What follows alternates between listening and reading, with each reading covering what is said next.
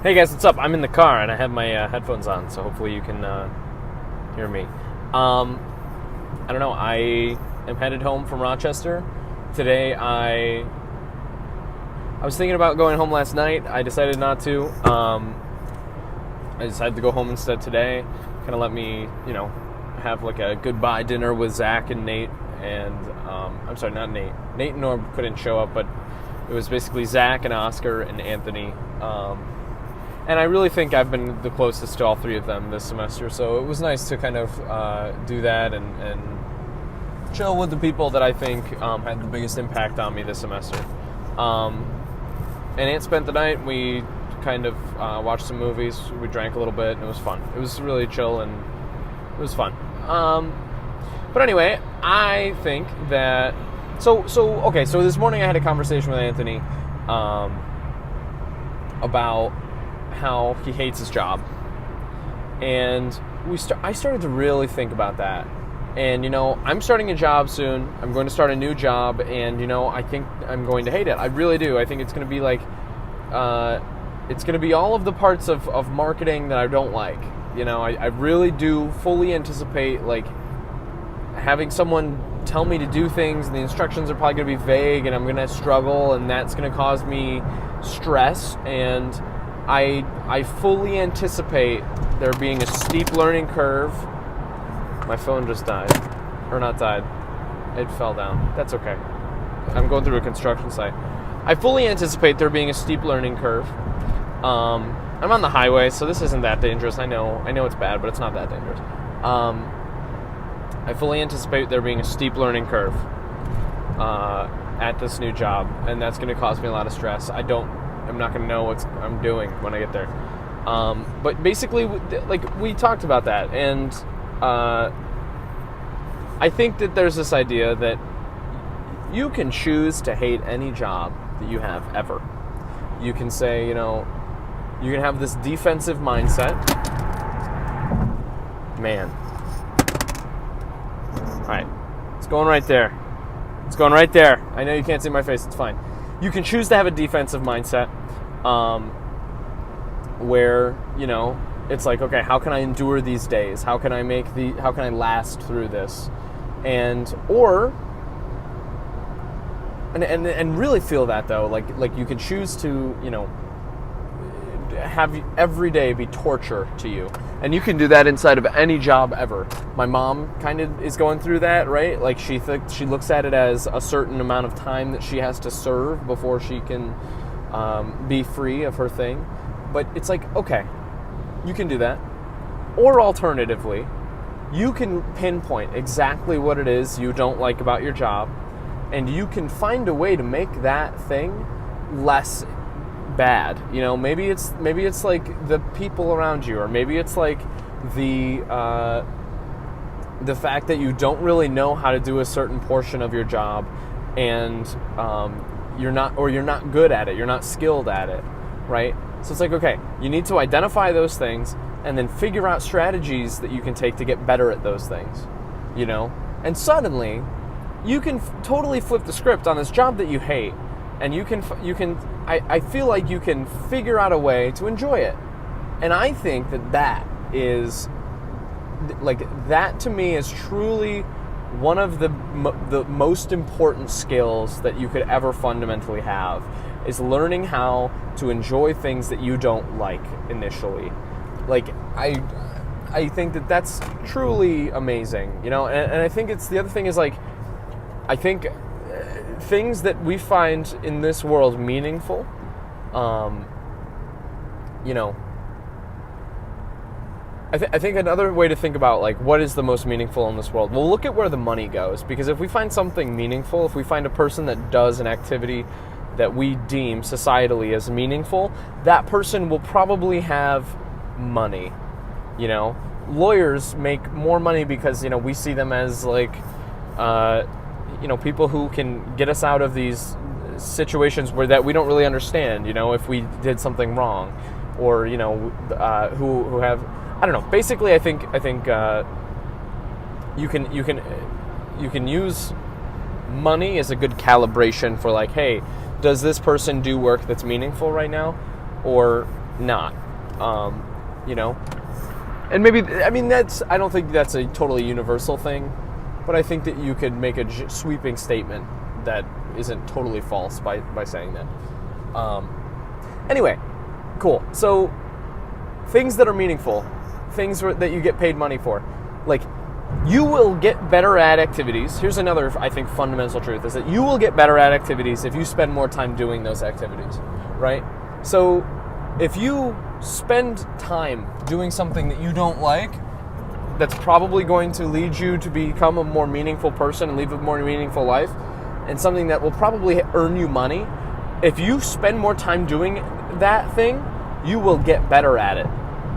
And you will figure out ways to get better at it, and you will become better at it and more efficient at it. I really believe that.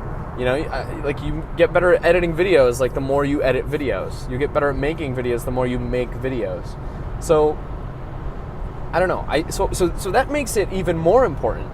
If you can find a way to enjoy things that you dislike, even though you know, like, if they're good for you, you know, if it's something that makes you money, or if it's something that, like, you think is healthy or should be morally good for you to do. If you can find a way to enjoy that, you will spend more time doing it and you will get better at it. Which means a couple things. Number one, it means you might not have to do it anymore. You know, somebody might recognize that you're competent at, you know, scrubbing the pots and pans so much so that, you know, you're going to move up in the restaurant, and eventually you might be able to own the restaurant if you become competent at cooking, or you become competent at managing the house of the restaurant. You know, like, if you find ways to enjoy things that are new, that are stressful for you, that are chaotic and cause you pain, like, cognitively, if you find a way to enjoy that, then you will win in every situation that you are in. You know, you will become a better person. And that has to do with, like, the margin. I think that there's this idea of, in my head, of the margin, right? So I think of, you know, relationships that you currently have, or jobs that you currently have, or material possessions that you currently have, right? I think those are what you currently have, right? I think that there's an argument to be made that, to an extent, those things aren't important, other than relationships with other people, because I think that's actually valuable.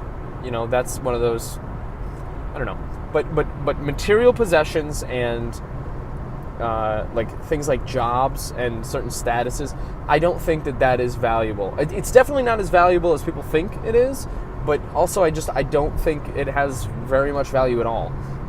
But anyway, okay, so if we for a moment assume that that's not important, okay, then what's important? It's the margin. It is the person that you are that is capable of getting that stuff back.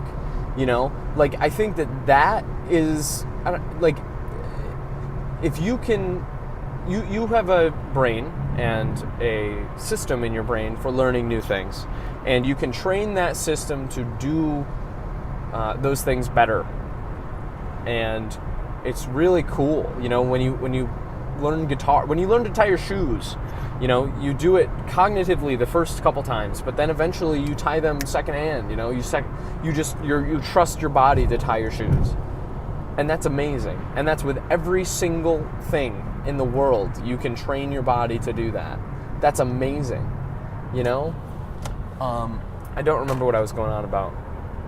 So anyway, what I'm saying is that the margin is the most important thing, because stuff is going to come and go. Like, there are going to be things in life that you can't control. Your house might burn down. Your, you know, I don't know, like, your girlfriend might cheat on you through no fault of your own, you know, and that causes you to break up and lose that relationship. Like, but if you get better at developing relationships with people because you're a better person, and if you get smarter at making more money, because you know that these things are valuable, and you know that, like, here's a strategic way that you can make money in this market, right?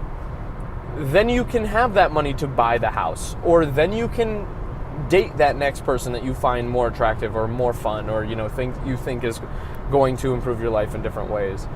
And it's like, I think that the margin is so much more fundamentally important than anything else.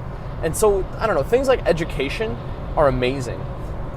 do I think university education is amazing? No, I think it's like a kind of a clunky way to get people to understand that, the margin is super important, because it's like, hey, here's a bunch of bullshit you're probably never going to use, and then here's a little tiny bit of stuff that's probably really going to help you. So, I don't know. I think that, like, when you get to choose, though, what you're going to learn, that's amazing. And you can do that whenever you want. You can choose what you get to learn. I don't know. So what does this all boil down to? Well, I think I never want to hear myself say that I hate my job and just have that be the end of the conversation. If I say I hate my job, I want to break down fundamentally the reasons why I hate my job, and then find an aggressive strategic plan to get better at the things that I name. Because I don't know. I just think that hating your job is a choice. You can choose to hate your job just as much as you can choose to not hate your job. And I don't know, your job is your life, that's where you spend so much of your life. And so it shouldn't be something that you hate. I fundamentally believe that too. And you can choose to make anything meaningful if you figure out a way to map meaning to it. So I don't know. I know I sound really kind of intense and silly, but I don't know. I think these ideas are really important, and I think I'm looking for a job, and I think I need to really hammer out what I think about these ideas so that when I'm in that job, I don't get trapped into this idea of, well, I fucking hate this, and there's nothing I can do about it. It's like the opposite. You don't even have to leave that job, and there's still something you can do about it. You can choose, you can figure out a way to enjoy it. And if you figure out a way to enjoy something that sucks, then you're an unstoppable person. That's my thesis. I hope I don't die on the highway. I'm good. I have cruise control on.